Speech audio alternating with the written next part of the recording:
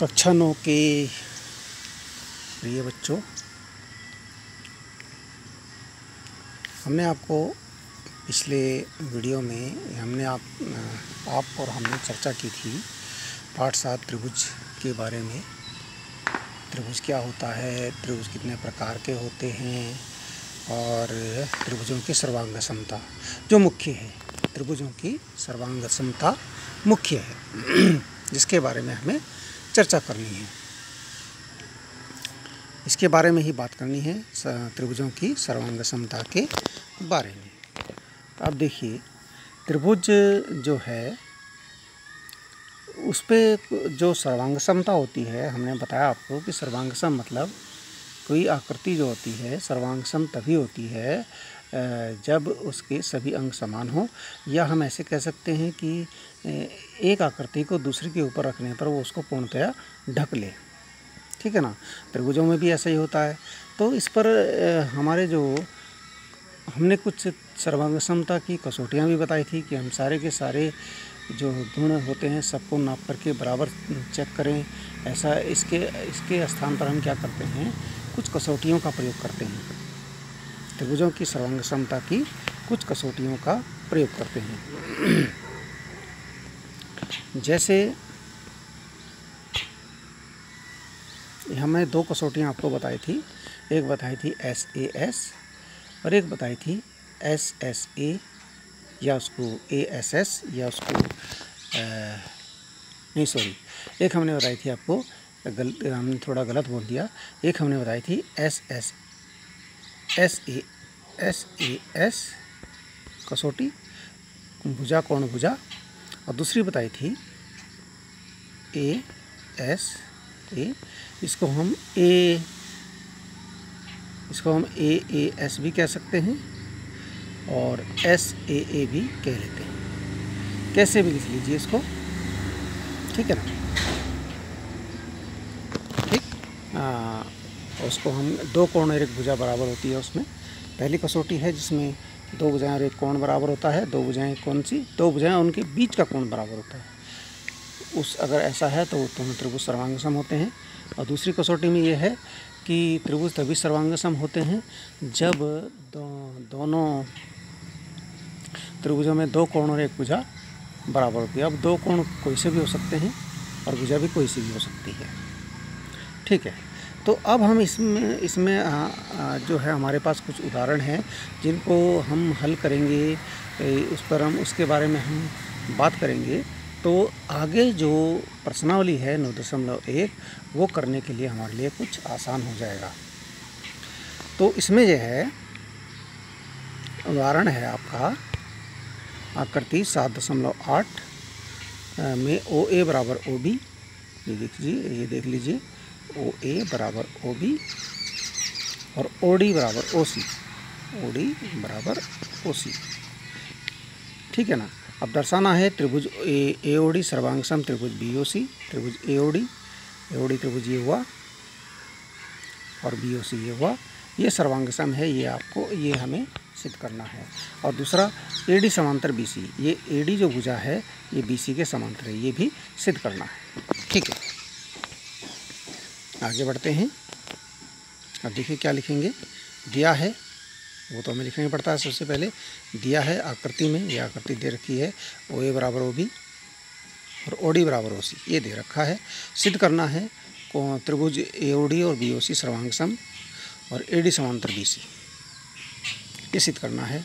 अब देखिए, अब हम उत्पत्ति यानी कि सबूत क्या दें इसका कि ये बात जो इन्होंने सिद्ध करना है ये बोलिए सही है। इसके लिए हम क्या करेंगे, त्रिभुज AOD और त्रिभुज BOC में चेक करेंगे। त्रिभुज AOD और त्रिभुज BOC।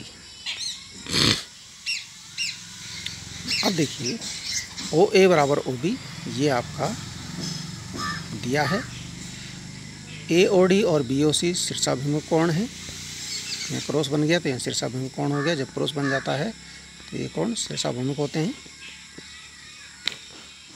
ठीक है। और OD बराबर OC ये भी दिया है। देखो 3 चीज़ हो गई, एक भुजा, एक कोण और फिर भुजा। एक भुजा युग्म, फिर कोण युग्म, फिर भुजा युग्म। दो भुजायुग्म और एक कोण युग्म। कह सकते हैं आप कि ये दोनों त्रिभुज क्या हो गए, सर्वांग सम हो गए, क्योंकि इनमें क्या है, SAS कसौटी फिट हो गई। SAS यानी भुजा कोण भुजा फिट हो गई ना। जब फिट हो गई तो ये दोनों त्रिभुज सर्वांग सम हो गए। अब जब ये सर्वांग सम हो गए तो यहाँ ये भी बात है, जब ये सर्वांग सम हो गए यानी ये त्रिभुज AOD त्रिभुज BOC के सर्वांग सम सिद्ध हो गया, तो इनके जो संगत भाग होंगे, अन्य भाग, वो भी सर्वांग सम होंगे। जैसे इसके संगत AB जो है भुजा, ये OA भुजा OB के संगत है, OD भुजा OC के संगत है, ये बराबर भी है ना। तो ये ऐसे ही आपका जो कोण AOD ये वाला कोण इसके संगत है, तो ऐसे ही ये वाला कोण जो है इसके संगत होगा, ठीक है ना। हम लिख सकते हैं कोण OAB बराबर कोण OBC, OAB बराबर OBC। ओके, अब देखिए कोण OAD बराबर कोण OBC। अब सर्वांग सम त्रिभुजों के संगत कोण, सर्वांग सम त्रिभुजों के संगत कोण। इसलिए अब OAD देखिए, अब यहाँ OAD बात पर करते हैं हम। OAD कहाँ है, ये कोण है आपका OAD और ये कोण है आपका OAD, ये कोण है आपका OBC, ठीक है। ये OAD है और ये OBC है, ठीक है। अब OAD को, यदि ये OAD है ये वाला कोण, अगर हम कहें तो BAD कौन सा है, फिर कोण BAD कौन सा है, BAD तो भी यही होगा। मतलब OAD का जो नाम है वही नाम उसी का नाम BAD भी है, जिसका नाम OAD है उसी का नाम, क्योंकि सेम कोण की बात हो रही है। हमने यहाँ से शुरू किया OAD, और अगर हम यहाँ से ऊपर शुरू करें BAD तब भी यही कोण बनेगा, ठीक है ना। इसी प्रकार कोण OBC यदि ये कोण है तो कोण ABC क्या होगा, ABC यही होगा, ठीक है ना। तो हम इसको कोण BAD बराबर कोण ABC भी लिख सकते हैं, कोण BAD बराबर कोण ABC, है ना। अब ये कोण BAD जो ABC हैं, BAD और ABC जो कोण हैं, ये और ये कैसे हो रहे हैं कि ये ऐसे कोण हैं कि AD भुजा रेखाखंड AD और BC को, इस प्रकार के कोण है ये BC और AD को तिर्यक रेखा AB, अगर हम ऐसे लिखते हैं, हमने इस दूसरी वाली लाइन को नहीं खींचा, ये इस प्रकार के कोण है। BC और AD को,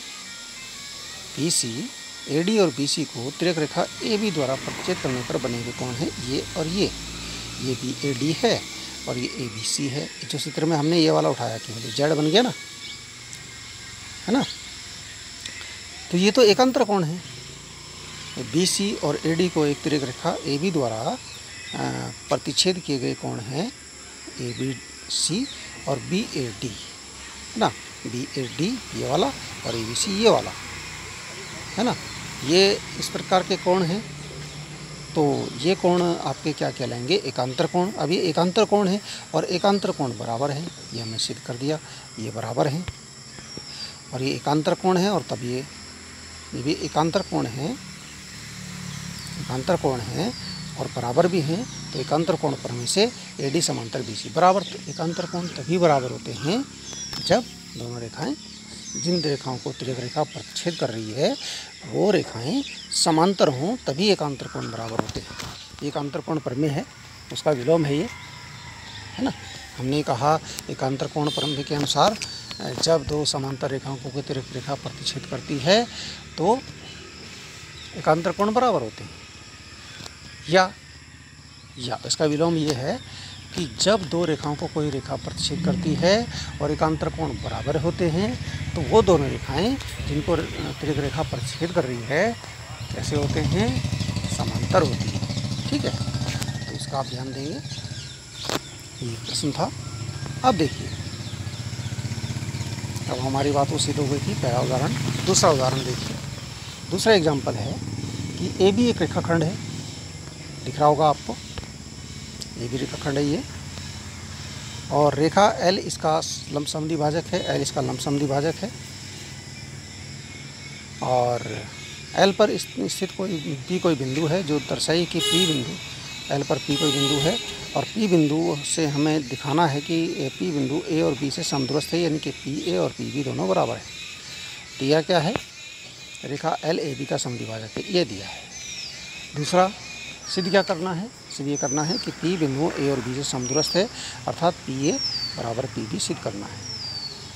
ओके, चलो अब इसका देखिए, एल रेखाखंड ए बी का समद्विभाजक है, ये तो दिया है, लंब समद्विभाजक है। यहाँ ध्यान रखना देना पड़ेगा, समद्विभाजक और लंब समद्विभाजक। लंब, दो बातें आ गई लंब समद्विभाजक में, दो बातें, एक लंब और एक समद्विभाजक, है ना। एल जो है रेखाखंड ए बी का समद्विभाजक, यानी दो बराबर भागों में इसको बांट देता है। और लंब यानी कि वो 90 अंश का कोण भी बना रहा है। दो बातें हैं, जैसे ये बराबर भागों में इसको बांट रहा है, ये इसके बराबर है, ए सी बराबर बी सी है, या सी ए बराबर सी बी है। अच्छा, और इसको दो बराबर भागों में बांट रहा है, और ये 90 अंश का कोण भी है। इसका मतलब ये होता है, लंब समद्विभाजक का मतलब क्या होता है, फिर से बता देते हैं। ये ए सी बराबर बी सी होगा, और ये कोण जो है ये आपका 90 अंश होगा, या ये कोण 90 अंश होगा। ओके, भाई एक तरफ का 90 होगा तो दूसरी तरफ का 90 होगा ही, क्योंकि 180 होता है रैखिक क्यूबिक। चलो ठीक है। अब यहाँ दिया है एल लंब ए बी है, और एल ए बी को बिंदु सी पर प्रक्षेप करता है, तो यानी कि ए सी बराबर बी सी, है ना।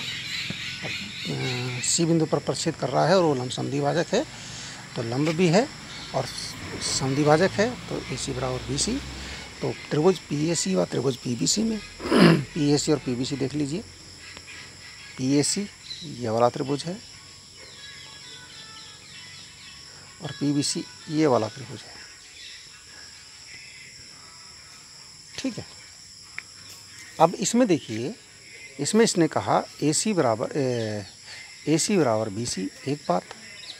दूसरी इसने कहा कि ये 90 अंश है, इधर भी 90 अंश है, इधर भी 90 अंश है। ठीक है ना। तीसरी बात देखिए, ये जो लाइन है, ये वाली बीच वाली लाइन, ये तो दोनों की एक ही है। एस पी सी जो लाइन है वो पी ए सी की भी है और पी बी सी की भी है, तो ये वाली भुजा तो दोनों की उभयनिष्ठ है, इसलिए बराबर तो होगी ही, जब एक ही भुजा है, सेम लंबाई की है। ठीक है ना। तो ये दो भुजाएं और इनके बीच का कोण बराबर सिद्ध हो गया। तो यही हमें करना है इसमें। पी ए सी और पी बी सी में ए सी बराबर बी सी दिया है। पी सी ए और पी सी बी सभी 90 अंश के हैं, क्योंकि एल लंब है ए बी पर, पी सी उभयनिष्ठ भुजा है, तो इसलिए ये त्रिभुज क्या हो गए, ऐसे एस कसौटी से ये त्रिभुज क्या हो गए, सर्वांगसम सिद्ध हो गए। अतः पी ए बराबर पी बी होगा तब जब वो सर्वांगसम हो गए, जब वो त्रिभुज सर्वांगसम हो गई है और ये त्रिभुज सर्वांगसम हो गए, तो इसकी संगत भुजाएं बराबर होंगी, यानी पी ए बराबर पी बी, ये भी बराबर होंगी। पी ए बराबर पी बी सर्वांगसम त्रिभुजों की संगत भुजाएं। बिंदु पी बिंदु ए बी से समदूरस्थ है, यही सिद्ध करना था। ओके, ये उदाहरण 2 था। अब उदाहरण एक और है हमारे पास, तीसरा उदाहरण, उदाहरण नंबर 3। उदाहरण नंबर 3 हमें क्या कह रहा है कि रेखाखंड ए बी एक अन्य रेखाखंड सी डी के समांतर है, और ओ रेखाखंड ए डी का मध्य बिंदु है। ठीक है ना। ए बी यानी रेखाखंड ए बी जो है सी डी के समांतर है, और ओ रेखाखंड ए डी का मध्य बिंदु है। ओ जो है ए डी का मध्य बिंदु है, यानी कि ओ ए बराबर ओ डी बराबर। ठीक है ना। ओ ए बराबर ओ डी होगा, बिल्कुल बीच, मध्य बिंदु यानी बिल्कुल बीच में है। दर्शाइए कि त्रिभुज AOB सर्वांग समत्रिभुज DOC। और तीसरी बात, O जो है रेखाखंड BC का भी मध्य बिंदु है, यानी कि ये BC जो रेखाखंड है इसका भी बिल्कुल बीच में है, यानी कह सकते हैं हमें सिद्ध करना है कि OB बराबर OCB होगा। क्योंकि हम सर्वांग समता पढ़ रहे हैं तो सर्वांग सम त्रिभुजों के आधार पर ही हमें इसको करना है। तो देखिए दिया है AB समांतर CD, ओके, और रेखाखंड AB का मध्य बिंदु है, ये भी दिया है। सिद्ध करना है त्रिभुज AOB सर्वांग सम त्रिभुज DOC, और सिद्ध करना है रेखाखंड BC और रेखाखंड BC का मध्य बिंदु है। यानी कहने का अर्थ है क्या सिद्ध करना है, OC बराबर OB। ठीक है, अब O रेखाखंड AB का मध्य बिंदु है, ये तो दिया है। अब दिया है तो रेखाखंड AB का और रेखाखंड गलत दे दिया, गलत लिख दिया हमने यहाँ पर। यहाँ लिखना था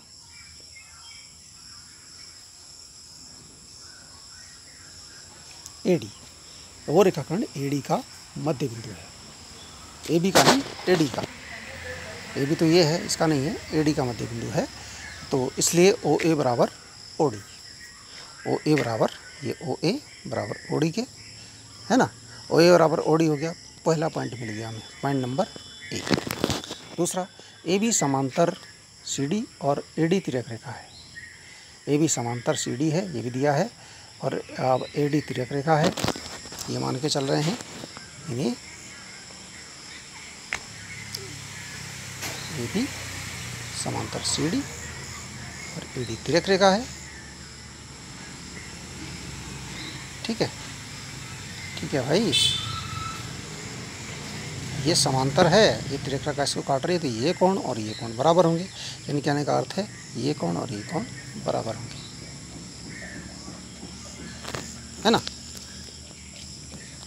यानी कोण DAB बराबर कोण ADC, यानी कोण DAB यानी ये वाला कोण बराबर कोण ADC यानी ये वाला कोण। परंतु क्योंकि वो क्यों बराबर है, क्योंकि वो एकांतर कोण है। एकांतर कोण वाले परमे से हम इसको बता सकते हैं, ये एकांतर कोण है। अब जो DAB है वो OAB है, और ADC है वो ODC है। देखिए चित्र में, जो DAB है, DAB यही OAB भी है, ठीक है ना। जो DAB है वो आपका OAB है, ओके। और जो आपका ADC है वही आपका ODC है, ठीक है। तो हम इसको ऐसे भी लिख सकते हैं कि DAB बराबर ADC जब है, एक अंतर कोण है, तो DAB को हमने लिख दिया OAB और ADC को हमने लिख दिया ODC। ये आपका पॉइंट 2 हो गया। ऐसे पॉइंट नंबर 3 के लिए फिर से AB समांतर CD, और अब तिर्यक रेखा हमने BC को लिया। तिर्यक रेखा हमने क्या लिया, जैसे ये है,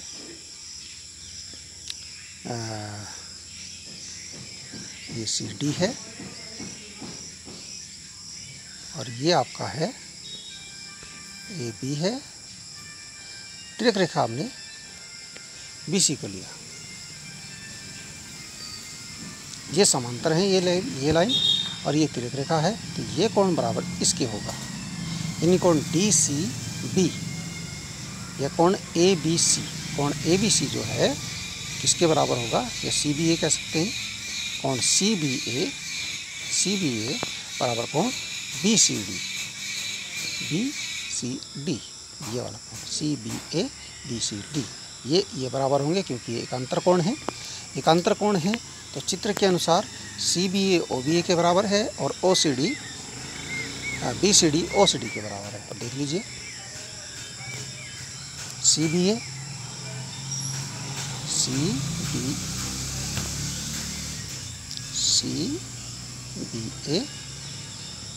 OBA के बराबर है, और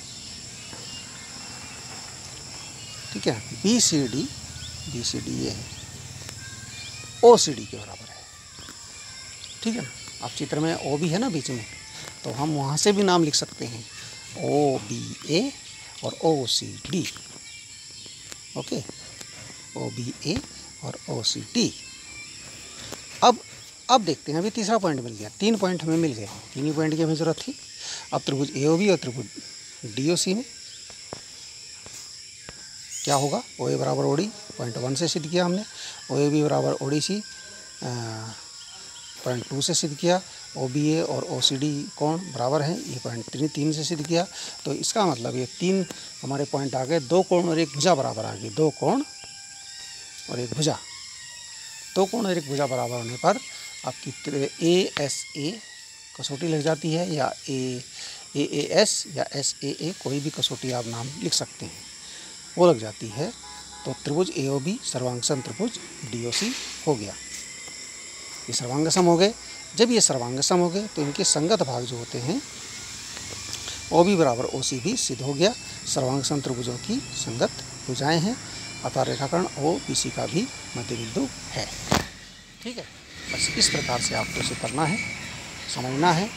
समझ लीजिए इसको ध्यान से, थोड़ा समझने में कठिनाई होती है, घुमाव ज़्यादा है, ABCD का ज़्यादा प्रयोग है। ठीक है ना, तो आप समझ में ना आए तो आप फ़ोन करके पूछिए, मैसेज करके पूछिए। ठीक है, धन्यवाद।